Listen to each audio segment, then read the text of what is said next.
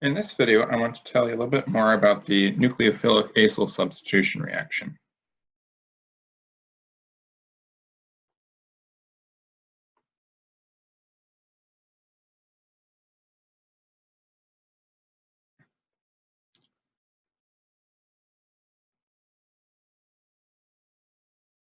So in our previous lecture, I showed you that the most common mechanism for this reaction is the addition-elimination mechanism.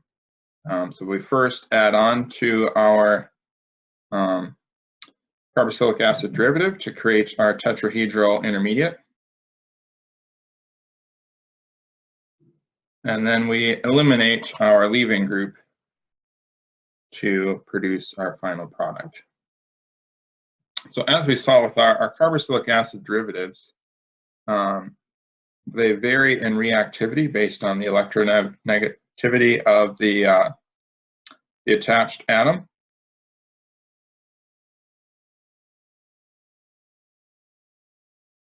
Our most reactive is the acyl chloride.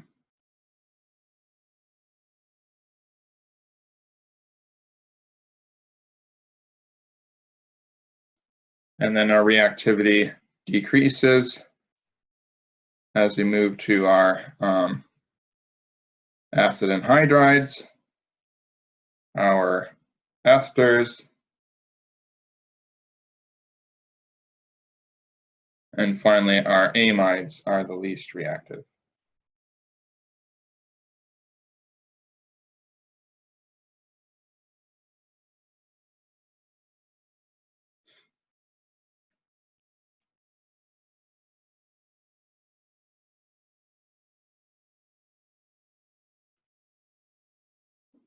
In general, each carboxylic acid derivative can be converted to any of the less reactive carboxylic acid derivatives. So from our acyl chloride, we can go to any of the other carboxylic acid derivatives. Our anhydride can be easily converted to the esters or amides. We can also convert to our carboxylic acids as well. It becomes a lot more difficult if you would want to try to convert from a less reactive carboxylic acid derivative to a more reactive, because then you would have to push the reaction against the direction that the reaction would prefer to go, since we're usually going to go from a more reactive group to a less reactive group. So we can easily convert a acyl chloride to any of our other derivatives. So we would need a carboxylic acid to convert to our acid anhydride. To convert to an ester, we would need an alcohol.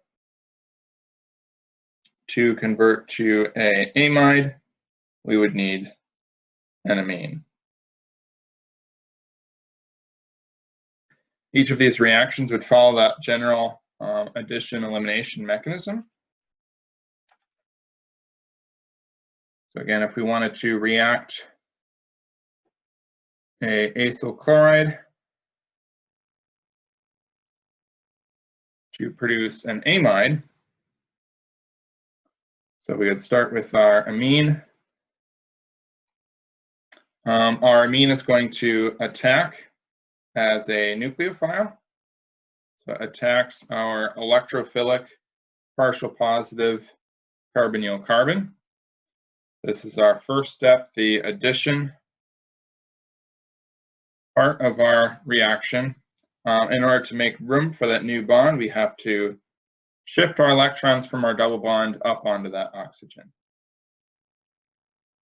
So this will create our tetrahedral intermediate.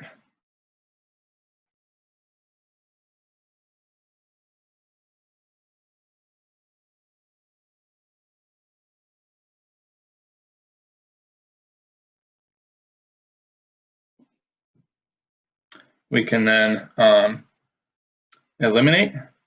So we bring our electrons back down in our elimination step.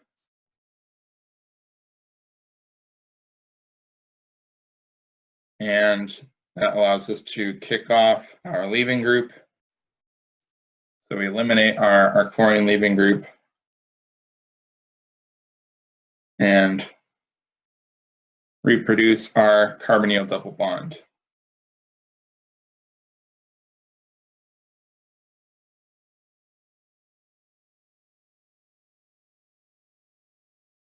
We can then deprotonate to create our final amide product.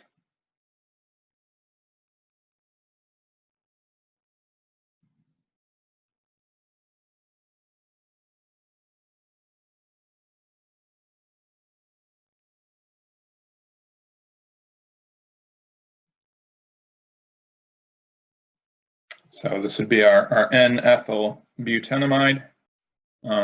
We used our amine to produce our 2-carbon amide group on the right. And of course, the 4 carbons on the left come from our original acyl chloride. So again, we're essentially just replacing that chlorine with our amine to create our final product.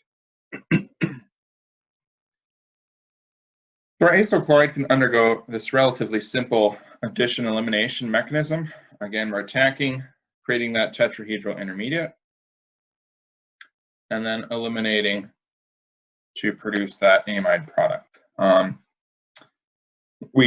showing it here with our amine reacting to produce the amide. The reaction with our alcohols or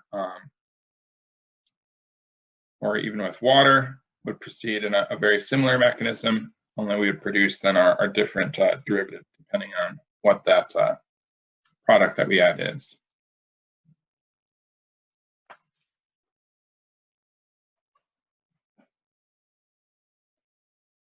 Our acid anhydrides can also be used to produce many of our other carboxylic acid derivatives. So remember, our acid anhydrides are the second most reactive carboxylic acid derivative. So we can't produce a acid anhydride very easily from or we can't produce an acyl chloride from an acid anhydride very easily, but we can use the acid anhydride to produce any of our less reactive carboxylic acid derivatives.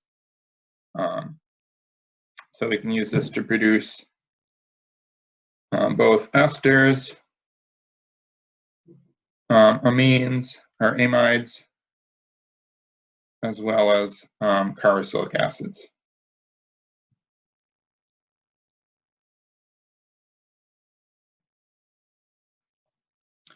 One very important application of these reactions we've already seen previously in lab. So remember, in our aspirin lab, we took acetic anhydride.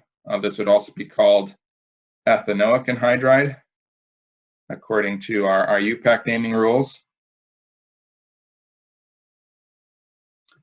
And we reacted it with salicylic acid. So we have our benzene ring, a carboxylic acid, and an alcohol group. This alcohol group can react with our ethanoic anhydride to produce that aspirin acetylsalicylic acid. So this would again proceed through an addition-elimination mechanism. Our alcohol is the nucleophile, and will attack the electrophilic carbonyl carbons of our anhydride.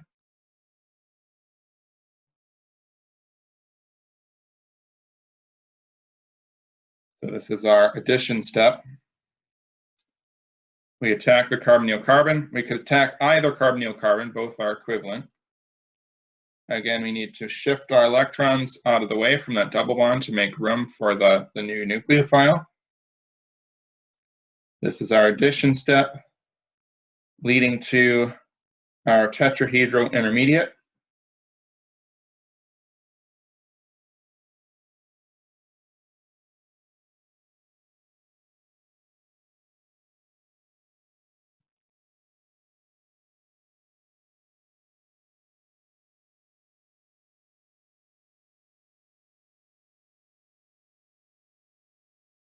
So we have our positively charged oxygen and our negatively charged oxygen in our tetrahedral intermediate.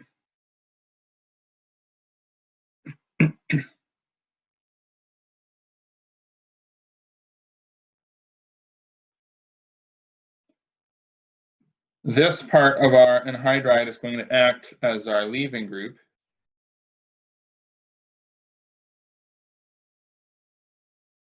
And we're going to pull down our electrons from our negatively charged oxygen. And we're then able to kick off our leaving group in the form of this acetyl group of our ethanoic anhydride, or acetyl anhydride. So we kick that off. And now we have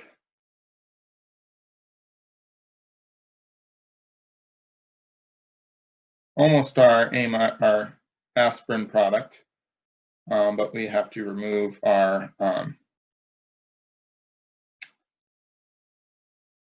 proton to produce the final product.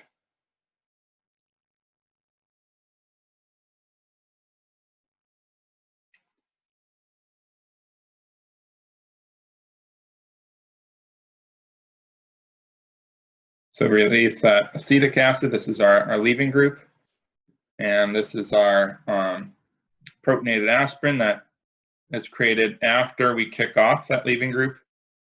Now we can deprotonate. So we take off that proton, give our electrons back to the oxygen, and this will produce our two products from that aspirin reaction. We have the aspirin itself, where we've now substituted our acetyl group onto that alcohol.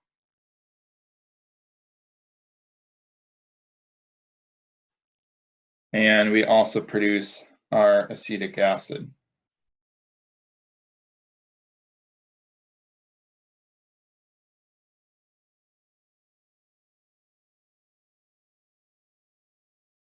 Or, of course, ethanoic acid would be the IUPAC name. So our nucleophilic acyl substitution reaction, again, it's we followed our addition-elimination mechanism here. This is our most common mechanism that we'll see for the vast majority of our nucleophilic acyl substitution reactions. We're always, again, going from our more reactive derivatives generally to our less reactive derivatives. You could potentially try to go in the opposite direction, but you would have to use an excess concentration to try to force it against the spontaneous direction that reaction would normally proceed.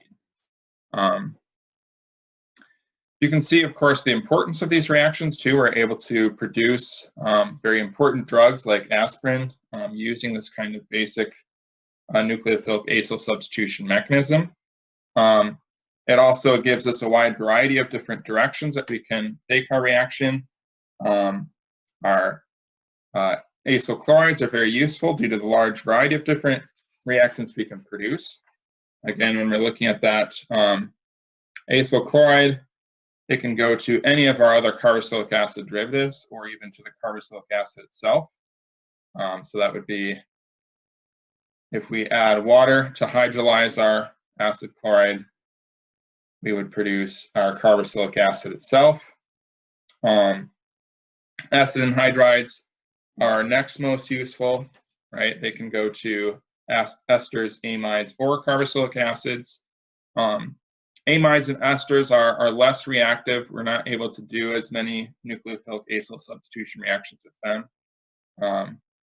But they're also very important biologically speaking. So there's a lot of esters and amides in biological systems. And therefore also there's a lot of esters and amides that are very important in biological molecules such as drugs that we want to synthesize and use.